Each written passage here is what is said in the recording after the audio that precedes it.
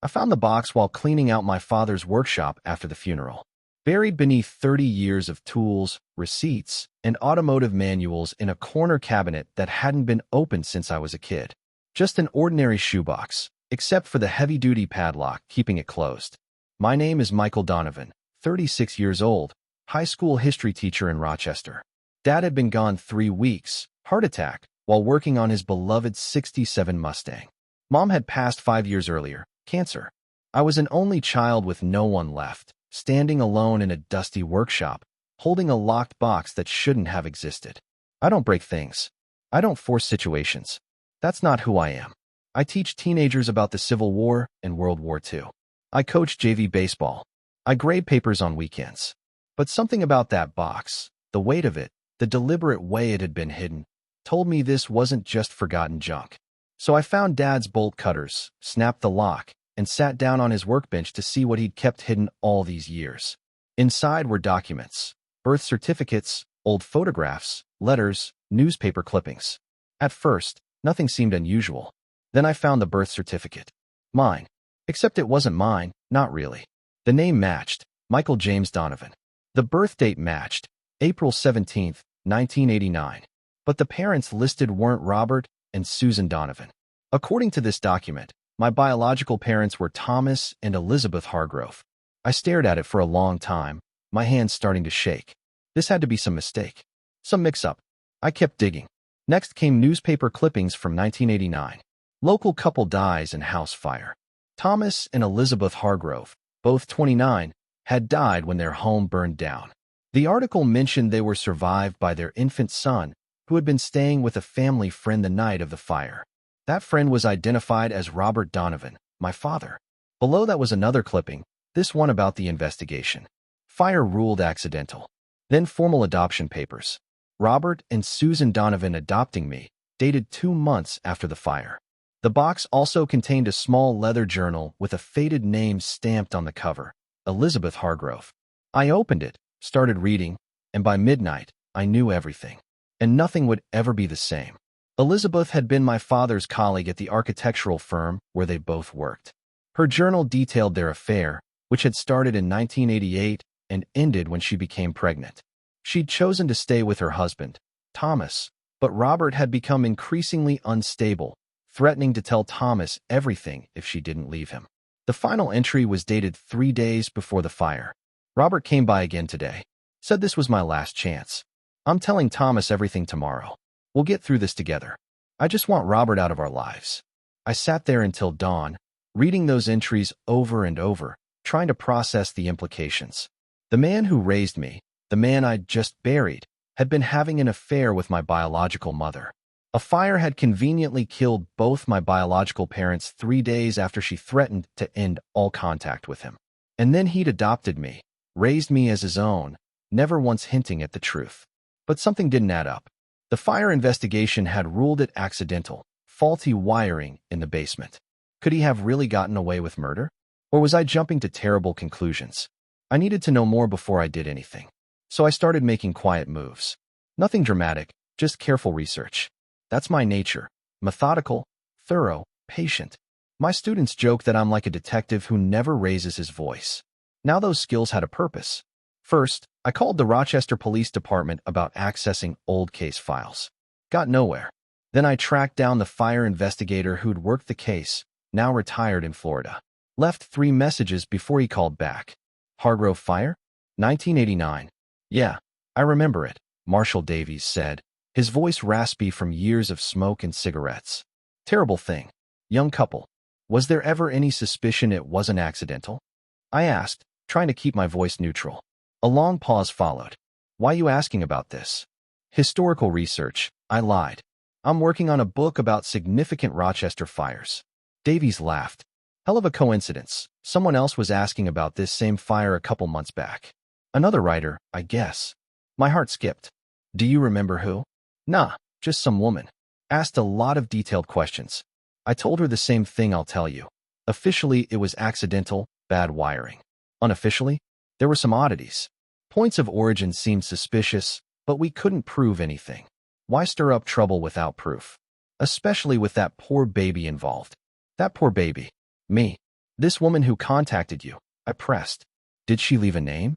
Contact information. Sarah something. Left an email. Hang on. I heard papers shuffling. Here it is. Sarah_Kent at mailbox.com. I thanked him and hung up, immediately searching the name online. Nothing relevant appeared. I sent an email introducing myself as a researcher interested in the same case, suggesting we share information. Then I went back to the box. Underneath everything else was a sealed envelope addressed to my son. I'd missed it the first time. Inside was a letter from my mother, my adoptive mother, Susan. It was dated just before she died. Michael, if you're reading this, then both Robert and I are gone, and you've found the box he kept hidden all these years. I never had the courage to tell you the truth while I was alive, and for that, I am profoundly sorry. Robert isn't the man I thought I married. I discovered the truth about the Hargroves' deaths in 2005, found evidence he'd tampered with their electrical system. When I confronted him, he didn't deny it. He said he'd done it for us, to give us the family we'd been trying to have for years.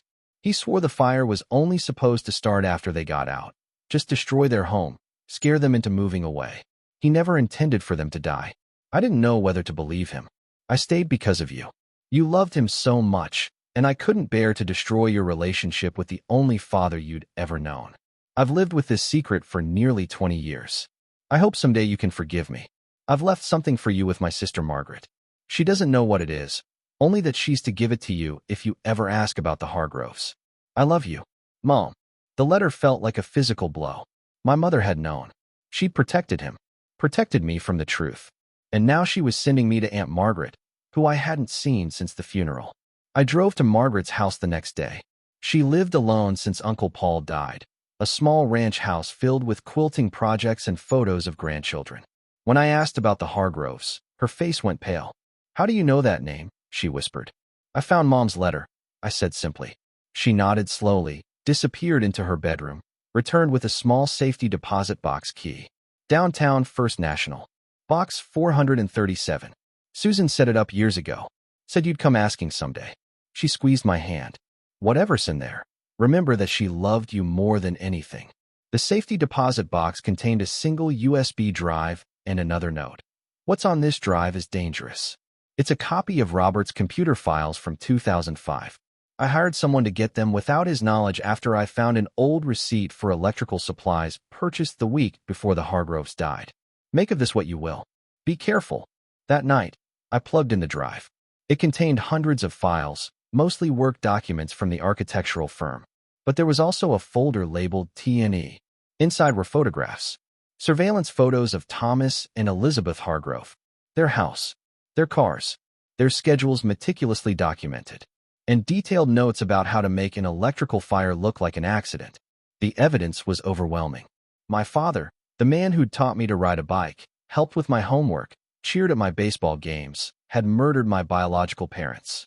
He'd stalked them, planned it, executed it, and then raised me as his own, all while keeping this monstrous secret.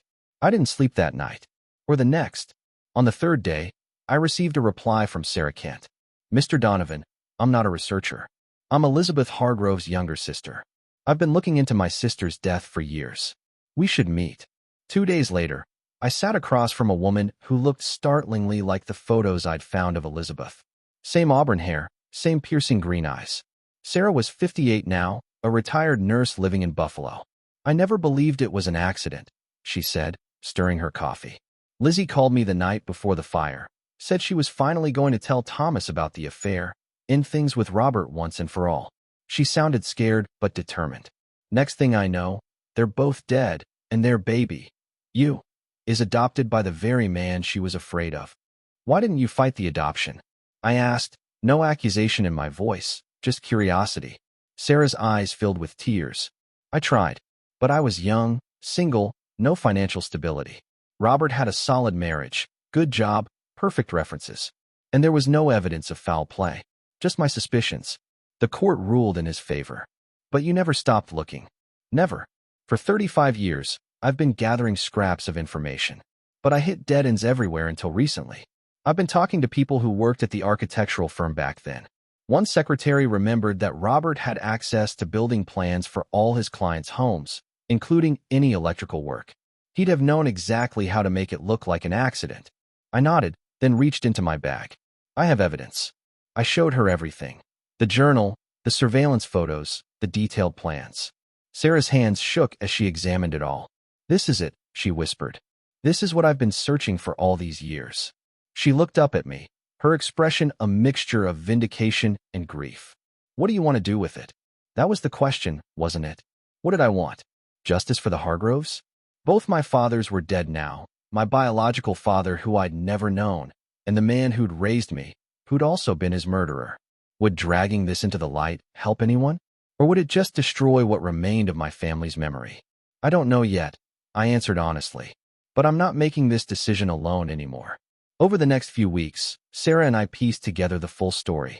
Robert and Elizabeth had worked closely on several projects in 1988. The affair had been brief but intense. When Elizabeth became pregnant, she'd chosen her marriage over Robert. DNA testing confirmed what I already knew. I was their biological son. Sarah shared stories about Thomas and Elizabeth, showed me family photos. For the first time, I saw people who shared my features, my gestures. I learned that Thomas had been a talented guitarist, just like me. Elizabeth had loved history, just like me. I also learned that the statute of limitations for arson resulting in death doesn't expire. The case could still be reopened. He's already dead, Sarah pointed out during one of our meetings. But there's a principle here. The truth matters. The truth does matter, I agreed. But so does how we use it. I spent another month researching, making calls, planning my next move carefully. Then I contacted Detective Laurel Simmons of the Rochester Cold Case Unit. I laid out everything. The journal, the surveillance photos, the detailed plans, Susan's letter, all of it. Simmons listened without interruption, taking careful notes. This is compelling evidence, she said when I finished. Enough to reopen the investigation. But you understand what this means. Your adoptive father will be posthumously identified as a murderer. Your family name will be associated with this crime. Are you prepared for that? I am, I said firmly. But I have one request. 2 months later, the Rochester Police Department officially reopened the investigation into the deaths of Thomas and Elizabeth Hargrove. The press release mentioned new evidence coming to light, but provided no details. I'd asked for privacy, and Detective Simmons had agreed. The investigation was thorough, methodical. Former colleagues of Robert's were interviewed. Fire investigation experts re-examined the original reports using modern techniques. The evidence Susan had preserved was entered into the record. 6 months after I'd found that box, the police held a press conference. Detective Simmons stood at the podium, cameras flashing. After an extensive reinvestigation, we have determined that the deaths of Thomas and Elizabeth Hargrove in 1989 were not accidental, but were the result of arson. The person responsible for this crime is now deceased and cannot be prosecuted. However, in the interest of justice and closure for the victims' families, we are officially closing this case as a homicide. She didn't name Robert. That had been my condition. Not to protect him, but to protect the memory of Susan, who had been as much a victim as anyone.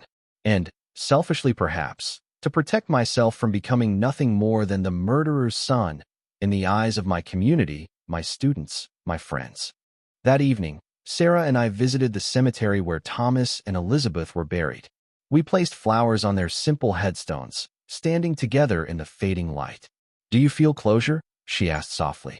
"Not closure," I replied, "but maybe a beginning. They know the truth now. Everyone knows." Not everyone. I had made one more decision, one that Sarah supported. I'd legally changed my name to Michael Thomas Hargrove, taking back what Robert had stolen from me. My true identity, my heritage, my connection to the parents I'd never known. The day after the press conference, I returned to school. My principal knew the bare minimum, that I'd discovered I was adopted, found my biological family, changed my name. My students would have questions about the name change, but teenagers are often surprisingly respectful of boundaries when you're honest with them. I recently discovered my biological family and decided to honor them by taking their name. Would be enough. As for the box and its contents, I kept a few items: Elizabeth's journal, photographs of my biological parents, their wedding rings that had been removed for cleaning the day of the fire. The rest, all the evidence of Robert's crimes, I gave to Detective Simmons for the permanent case file. I didn't need those reminders. Sarah and I continued to meet regularly. She introduced me to cousins I never knew I had, shared family stories and traditions. We celebrated holidays together, building new memories while honoring the ones that had been stolen. 1 year after finding the box, I stood in my father's workshop, my workshop now, looking at the empty space where it had been hidden. The house was on the market. I couldn't live there anymore, too many ghosts. I'd bought a small cottage near the lake, a fresh start. My phone buzzed, a text from Sarah. Thomas's birthday today. Having a small gathering at my place. Come if you can. I replied, I'll be there. As I looked around the workshop one last time, I realized that while Robert had tried to erase Thomas and Elizabeth from existence, he'd failed in the most fundamental way. I was their legacy, living proof that they had existed, had loved each other. Their blood ran in my veins, their traits in my personality. Robert's crimes had been exposed, his secrets dragged into the light. Not for revenge, but for truth. Justice doesn't always look the way we expect it to. Sometimes it's not about punishment, but about restoration.